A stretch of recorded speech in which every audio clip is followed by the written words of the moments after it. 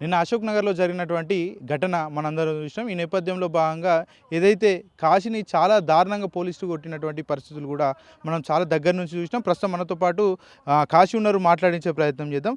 అసలు నిన్న ఏం జరిగింది, మీరు అక్కడికి ఎందుకు వెళ్ళారు, పోలీసులు ఎందుకు వచ్చారు, మీ మీద దాడి ఎందుకు చేశారు, మీరు స్పృహ తప్పి పడిపోవడానికి గల కారణం ఏంటిది అన్న? నేను ఎందుకంటే శ్రీధర్ బాబు గారు ఉద్యోగాలు ఇస్తా అని చెప్పిండ్రు.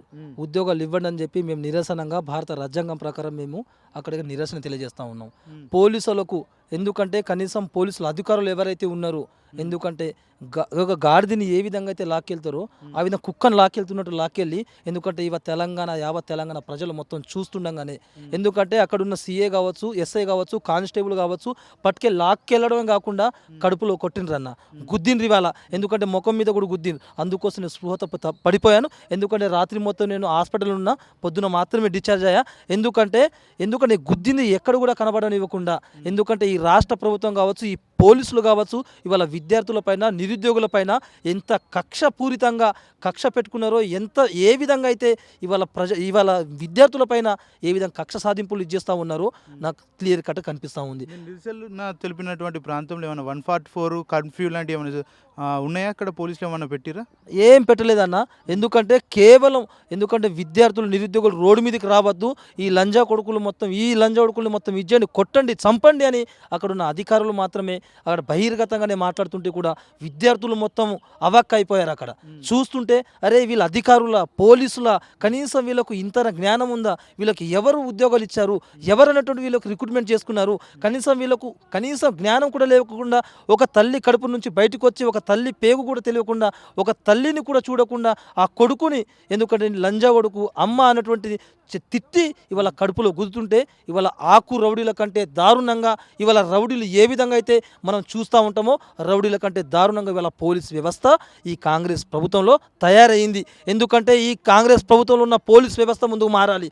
ఎందుకంటే ఎక్కడైతే ఈ పోలీస్ వ్యవస్థ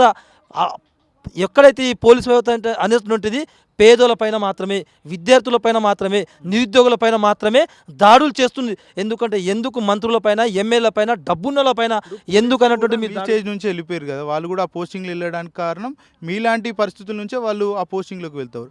కానీ వాళ్ళంతా పర్సనల్ ఖర్చు పెట్టుకున్నట్టు మీ మీద దాడులు చేయడం, లకారంతో తిట్టడం, ఇవన్నీ ఎందుకు జరుగుతున్నాయి అనుకోవచ్చు? ప్రభుత్వం నుంచి ఏమైనా ప్రెజర్ ఉంది అనుకోవచ్చు వాళ్ళ దగ్గర? బరాబర్ అన్న. ఎందుకంటే ప్రభుత్వం నుంచి మేము కొట్లాడుతున్నాం, మేము ఉద్యోగాలు ఇవ్వని అడుగుతున్నాం. మేము 2 సంవత్సరాల నుంచి తినకనో రోడ్డు మీదకి వచ్చి ఉద్యోగాల కోసం కొట్లాడి వాళ్ళు రోడ్డు మీదకి వచ్చి, అయ్యా రేవంత్ రెడ్డి గారు, మీరు తెలంగాణ రాష్ట్రానికి మీరు ముఖ్యమంత్రి, ఇవాళ తండ్రి లాంటి స్థానంలో ఉన్నారు, ఇవ్వండి అంటే ఈ రాష్ట్ర ప్రభుత్వానికి ఉద్యోగాలు ఇవ్వడం చేతకాక, ఎందుకంటే ఈ పోలీసులతోటి మా దాడి చేస్తే మా నాన్న చూసి, ఆ వీడియో చూసి, ఎందుకంటే మా నాన్న ఏడుస్తున్నాడు, బిడ్డ ఉద్యోగాలు వద్దు, నీకు కొలువులు వద్దు, ఇప్పటిదాకా నీకు పైన పెట్టిన, నేను ఇప్పటిదాకా అప్పు తీసుకొచ్చి నీ పైన పెట్టిన డబ్బులు కూడా ఇప్పుడు వద్దు, ఏమొద్దు, కష్టమో ఏదో ఏ విధంగా సరే నేను కష్టపడి సప్పో తీసుకొచ్చి నేను ఆ డబ్బులు ఏ విధంగా ఇచ్చేస్తా, నువ్వు ఇంటికి వచ్చేసాయి, ఇక నా కళ్ళ ముందు ఉంటే చాలు, ఆ పోలీసులు నువ్వు కొట్టి చంపుతారు, కాబట్టి నాకు భయం అవుతా ఉంది, ఇప్పుడు నీకు ఎవరు లేరు, నేనే ఉన్నా. ఎందుకంటే మా నాన్న మాట్లాడిన మాటలు ఇవాళ నా చెవులోకి వస్తుంటే నాకు కన్నీళ్ళు వస్తూ ఉన్నాయి. ఎందుకంటే నేను ఏం చేయాలో అర్థం కాని పరిస్థితులు ఉన్న ఈ పోలీసు వ్యవస్థని చూసి ఒకవైపు సిగ్గుపడతా ఉన్నా, ఒకవైపు రాష్ట్ర ప్రభుత్వం చూసి తలవైపు సిగ్గుపడతా ఉన్నా. ఎందుకంటే ఈ పోలీసులు పెట్టే టార్చర్కు, ఈ పోలీసులు పెట్టే దెబ్బలకు భరించలేక నాకే అప్పుడప్పుడు ఆత్మహత్య చేసుకొని చచ్చిపోలేమో, ఈ ఉద్యోగం నాకు రాదేమో అని చెప్పి చనిపోవాలన్నంత బాధ ఉంది. ఎందుకంటే మా తల్లిదండ్రుల యొక్క మొహం చూసి, ఈ రాష్ట్ర ప్రభుత్వం యొక్క నా పరిస్థితి, ఒక చదువుకున్న విద్యార్థి పరిస్థితి ఇట్లుంటే, మరి తెలంగాణ రాష్ట్రంలో ఎంతోమంది లక్షల ఖర్చు చేసి లక్షలాది మంది అప్పు తీసుకొచ్చి ఇవాళ కనీసం లైబ్రరీకే పరిమితం అయిపోయిన నా తమ్ముల గురించి, నా చెల్లెల గురించి తలుచుకుంటే ఇవాళ నాకు ఏడ్పొస్తూ ఉందన్న. ఎందుకంటే మా పేదల తరపు నుంచి నిలబడాల్సిన ఈ పోలీసు వ్యవస్థ కేవలం డబ్బున్న వాళ్ళకు, కేవలం కాంగ్రెస్ నాయకులకు మాత్రమే కొమ్ము కాస్తూ వాళ్ళ వైపు నిలబడి వాళ్ళ కోసం పనిచేస్తున్న ఈ పోలీస్ వ్యవస్థానికి నాకు సిగ్గనిపిస్తూ ఉంది. ఎందుకంటే అయ్యా పోలీస్ వ్యవస్థ, మీరు మా తరపు నుంచి వచ్చారు, కష్టపడారని నేను అనుకుంటున్నా. కాదు, కేవలం ఫైరవీలతోటి, ఎమ్మెల్యేలతోటో మంత్రులతోటే మీరు ప్రమోషన్లతోటి వచ్చిందని అనుకుంటే నేను ఏం చేయలేము. ఎందుకంటే పోలీస్ వ్యవస్థకు డిసిప్లిన్ లేదు. ముందుగా మారాల్సింది ఈ రాష్ట్ర ప్రభుత్వంలో పోలీసులు మాత్రమే మారాలి, ఈ ప్రభుత్వం తర్వాత మారాలి. ఎందుకంటే ప్రభుత్వమే సరిగా లేదు, పోలీస్ వ్యవస్థ ఏ విధంగా సరి ఉంటుంది? ఎందుకంటే నేను మొన్నటిదాకా చూసుకున్న, ఎక్కడైతే పోలీస్ వ్యవస్థ విఫలమవుతుందో అక్కడ అనేటువంటిది అనేక రకాల ప్రజలు అస్త వ్యవస్థకు గురవుతూ ఉన్నారు. నేను ఎక్కడైతే ప్రజలు ఆత్మహత్య చేసుకుని విద్యార్థులు చచ్చిపోతున్నారో ఈ పోలీసులు పెట్టే టార్చర్ వల్లనే అక్కడ నిరుద్యోగులు ఇప్పటిదాకా 5-6 మంది విద్యార్థులు నిరుద్యోగులు కూడా చచ్చిపోయిన సంఘటనలు ఉన్నాయి. ఇప్పటికైనా మించిపోయలేదు. నేను రాష్ట్రంగా డైరెక్ట్గా డీజీపీ గారికే చేస్తూ ఉన్నా. ఎందుకంటే ముఖ్యమంత్రి తర్వాత ఈ రాష్ట్రంలో జరుగుతున్న యొక్క శాంతి భద్రతను కాపాడాలంటే డీజీపీకి కాపాడగలుగుతారు. కాబట్టి డీజీపీ కూడా, ఎందుకంటే డీజీపీ కూడా పోలీస్ వ్యవస్థని కూడా మీరు ఏ విధంగా గైడ్లైన్స్ ఇస్తున్నారో లేవో నాకే తెలుస్తలేదు. కాబట్టి విద్యార్థులు ఏ విధంగా హ్యాండిల్ చేయాలో కూడా తెలియకుండా మా హక్కులు రోడ్డు మీదకి వచ్చి మా ఉద్యోగాల కోసం కొట్లాడడానికి మేము అడుగుతుంటే ఈ పోలీసులు ఎందుకు తొందరట, ఈ పోలీసులు ఎందుకు తొందర అని చెప్తా ఉన్నాం. ఎందుకంటే మీరు రౌడీలా, లేకపోతే ప్రభుత్వంలో ఉన్న మీరు చెంచాగిరిలా, లేకపోతే మీరు ఏంది రాష్ట్ర ప్రభుత్వంలో? ఎందుకంటే ప్రభుత్వంలో మీ పాత్ర ఏంది? మా పనులతోటి, మా విద్యార్థులతోటి, ఈ రాష్ట్ర ఖజనాతోటి మీరు ఇవాళ అధికారంలోకి ఈ ప్రభుత్వంకి వచ్చి మా డబ్బుల ఖజనాతోటి ఇవాళ ఈ పోలీసులకు మేము ఇవాళ జీతాలు ఇస్తుంటే జీతాలు తీసుకొని మా పైనే ఇవాళ దాడులు చేస్తూ ఉన్నారు. కనీసం సిగ్గు తెచ్చుకోవాలి ఈ ప్రభుత్వంలో ఉన్న పోలీసులు. ఎందుకంటే అయితే ఇంకా 2 సంవత్సరాలు ఎగిరెగిరి పడుతుంది ఈ పోలీసులు, 2 సంవత్సరాలు ఈ ప్రభుత్వం ఎగిరెగిరి పడుతుంది. ఆ 2 సంవత్సరాల తర్వాత మీ బతికేంది, ఈ రాష్ట్ర ప్రభుత్వం బతికేంది, ఈ పోలీసు బతికేంది, అప్పుడు మేము ఖచ్చితంగా మీకు తెలుస్తుంది. అప్పుడు అంటే గతంలో మీరే మీ తల్లిదండ్రుల దగ్గరికి వెళ్ళి కాంగ్రెస్ ప్రభుత్వం అధికారంలోకి వస్తే మాకు జాబ్లు వస్తాయని చెప్పారు, ఓట్లు వేయించారు, ప్రభుత్వాన్ని అధికారంలోకి తీసుకొచ్చారు. ఇప్పుడు అదే అధికారంలో ఉన్నటువంటి కాంగ్రెస్ ప్రభుత్వంలో మీ మీద పోలీసులు దాడి చేయడం నిన్న జరిగినటువంటి ఉదాంతం, మీ మీద పర్సనల్గా మీ మీద కూడా భౌతికంగా దాడి చేసినటువంటి పరిస్థితి మీ తల్లిదండ్రులు చూసి మీతోటి ఏం షేర్ చేసుకున్నారు? ఎందుకంటే 2 సంవత్సరాల క్రితం ఏ విధంగా అయితే గత ప్రభుత్వాన్ని ఓడగొట్టాలని మేము కంకణం కట్టుకొని మా తల్లిదండ్రులు, మా చుట్టాలని, ప్రతి ఒక్కరు ఫ్రెండ్స్ అందరిని ఇచ్చేస్తూ వెళ్తుంటే మా తల్లి అప్పుడు కూడా వేరే పార్టీకి ఓటేసినా కానీ నా మాట విని నా కొడుకు బతుకుండాలి, మా కొడుకు మంచి పొజిషన్ ఉండాలి, మా కొడుకు ఉద్యోగం రావాలి, మమ్మల్ని మంచిగా చూసుకొని నన్ను సాగుతాడు, ఎందుకంటే మమ్మల్ని మంచిగా 2 పూటలు 3 పూటలు తిండి పెడితే చాలు, అని కోసం మార్పు కోసం కాంగ్రెస్ రావాలి, మార్పు కావాలని ఒక సిద్ధాంతంతో మేము వెళ్ళి ప్రతి గడపకి వెళ్ళి మా తల్లితో పాటు ఎంతోమంది తల్లిల దగ్గరికి వెళ్ళి ఇవాళ వాళ్ళ కాళ్ళపైన పడి, అమ్మ మీరు ఖచ్చితంగా మీరు ఆ ప్రభుత్వానికి ఓటేస్తే, కాంగ్రెస్ ప్రభుత్వానికి ఓటేయకపోతే మేము చచ్చిపోతాం, మా మీద ఒట్టు అని చెప్పి మా తల్లిదండ్రులు కాకుండా ఎంతోమంది తోటికి వెళ్ళి ఒట్టేపించుకొని ఈ ప్రభుత్వానికి మేము ఈ రాష్ట్ర ప్రభుత్వంలో ఉన్న కాంగ్రెస్ ప్రభుత్వానికి అధికారంలోకి తీసుకొస్తే ఇవాళ ఆ తల్లిదండ్రులు అనేటువంటిది కన్నీళ్ళు వస్తున్నాయి.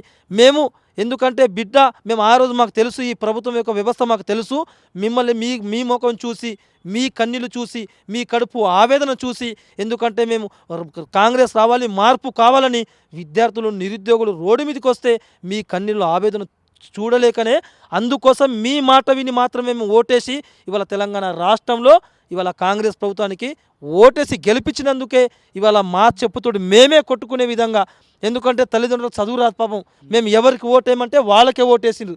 కాబట్టి కాంగ్రెస్ ప్రభుత్వానికి ఓటేసినందుకు వాళ్ళ చెప్పుతోటే, వాళ్ళే మా చెప్పులతోటే మేమే కొట్టుకున్న పరిస్థితులు కనిపిస్తూ ఉన్నాయి. కాబట్టి మరొకసారి ఏదైతే అదే అవుతుంది. కాబట్టి ఖచ్చితంగా మీకు జరిగిన అన్యాయం, మీ పైన జరుగుతున్న దాడులు, మీ పైన జరుగుతున్న అక్రమ కేసులు కాబట్టి మేము చేయొద్దంటే మమ్మల్ని క్షమించకూడక, ఎందుకంటే మీరెంత తప్పు చేశారో మీకంటే ఎక్కువ మేము తప్పు చేశాం. కాబట్టి మీ పాత్ర 30% ఉంటే 70% పాత్ర ఓట్లేసి మేము గెలిపించాం. కాబట్టి ఈ ప్రభుత్వానికి ఖచ్చితంగా, ఈ ప్రభుత్వానికి సమాధి చేస్తాం, ఖచ్చితంగా అన్నటువంటి సమాధి కడతాం. మీరు ధైర్యంగా ఉండండి. ఇప్పుడు కొలువులు కాకపోతే ఈ 2 సంవత్సరాలు ఓపిక పట్టి మీరు బతకండి.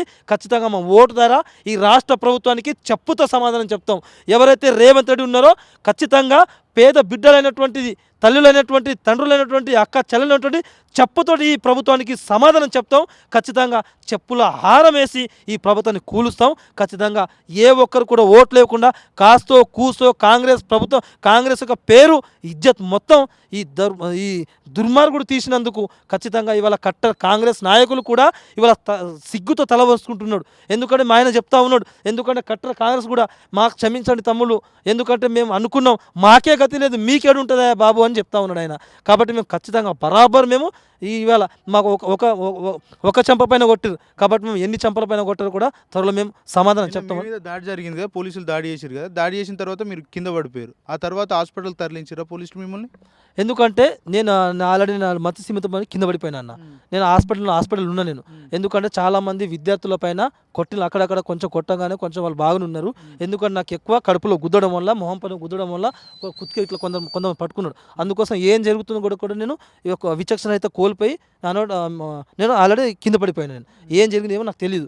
ఎందుకంటే నాకు 2-3 గుద్దింది మాత్రం తెలుసు నాకు. తర్వాత ఏం చేయాలి, లాస్ట్గా రాత్రి 10 గంటలకు చూస్తే పోలీస్ స్టేషన్లో ఉన్న, మళ్ళీ డైరెక్ట్గా ప్రైవేట్ హాస్పిటల్ నుంచి డైరెక్ట్గా పోలీస్ స్టేషన్ తీసుకెళ్ళాను. చిక్కడపల్లి నుంచి నాంపల్లి నుంచి రాత్రి 1:30కు వదిలేసి మళ్ళీ రాత్రికి నేను ఉస్మానియా యూనివర్సిటీకి వచ్చిన, మళ్ళీ 2 గంటలకు వచ్చేసి మళ్ళీ పోలీసులు తీసుకెళ్ళి మళ్ళీ 2-3 పోలీస్ స్టేషన్ తిప్పి మళ్ళీ ఉస్మానియా యూనివర్సిటీలో మళ్ళీ పోలీసులు తీసుకొచ్చి మళ్ళీ వదిలేసి పొద్దు నుంచి ఇప్పటిదాకా కనీసం ఛాయ్ కూడా పోయకుండా, కనీసం అన్నం కూడా తినిపించకుండా, మీకు ఛాయ్ మీ మోకాలకి ఇంకా అన్నం పెట్టుడే ఎక్కువ, మేము తీసుకొచ్చుడే ఎక్కువ, ఎందుకు రాబాయి ఈ ప్రభుత్వం పైన మీరు ఎందుకు ఇది చేస్తున్నారు, ఏం లేదు, మీకు ఏం కావాలి, మీకేం మీరైనా మొగలా, మీరైనా తోప, మీ వల్ల ఏమవుతుంది, ప్రభుత్వం తలుచుకుంటే మిమ్మల్ని ఎన్కౌంటర్లో కూడా మేము చెప్తాం.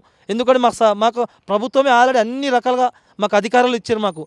మీతోటి ఏమవుతారో భయ్, మీ ఏం కాదు, మీతోటి ఒక మూల కూర్చోండి అని చెప్పి ఇప్పటిదాకా పచ్చి నీళ్ళ మీద ఉన్న అన్నం కూడా ముట్టుకోలేనన్న. కాబట్టి అంత ఘోరంగా పోలీస్ వ్యవస్థ తయారైంది. అంత ఘోరంగా ముందుగా ఈ పోలీస్ వ్యవస్థ పైన మేము పోరాడాల్సి వస్తుందేమో బహుశా. ఎందుకంటే మా పైన కాదు, ఒక జర్నలిస్టుల పైన కూడా. ఎందుకంటే మాటలతోటే కాకుండా ఇవాళ వాళ్ళతోటి కూడా వాగ్దానికి దిగుతున్నారు, వాళ్ళతో దాడులు చేస్తున్నారు. ప్రత్యేకంగానే అంతమంది మీడియా సమక్షంలో దాడులు చేస్తుంటే, ఇప్పుడు మీడియా లేకపోతే వాళ్ళ ఒకసారి మీరు ఇది చేసుకున్నా, మీడియా ముందే మా పైన బూతులతోటి దాడులు చేస్తుంటే, మీడియా లేకపోతే మా పరిస్థితి ఏ విధంగా ఉంటుంది అన్నటువంటిది ఇవాళ ఈ రాష్ట్ర ప్రజలకే నిర్ణయించుకోమని చెప్తా ఉన్నామన్న. చాలా బాధ అనిపిస్తుంది. మరొకసారి ఇప్పటిదాకా మోసపోయిన ఈ రాష్ట్ర ప్రజలు కావచ్చు, విద్యార్థులు కావచ్చు, నిరుద్యోగులు కావచ్చు, ఏ ఒక్కరు కూడా కాంగ్రెస్ పార్టీని కావచ్చు, కాంగ్రెస్ నాయకులను కావచ్చు, కాంగ్రెస్ యొక్క హామీలు కావచ్చు, ఏ ఒక్కరు కూడా కాంగ్రెస్ పార్టీని నమ్మి ఓటేయకండి. కాంగ్రెస్ నాయకులు ఎవరైనా ఇంటికి వస్తే చెప్పుతోటి కొట్టండి. ఆ చెప్పుతోటి కొట్టి ఆ చెప్పుల హారం వాళ్ళకేసి తర్వాత ఏదైతే అది అవుతుందో, మా అయితే వాళ్ళు 2 సంవత్సరాలు మాత్రమే, 2 సంవత్సరాల తర్వాత కుక్కర్ చింపిన ఇసరాకుల కంటే దారుణంగా ఈ కాంగ్రెస్ ప్రభుత్వం రోడ్డు మీదకి వస్తుందంటే తెలియజేస్తూ ఉన్నాను.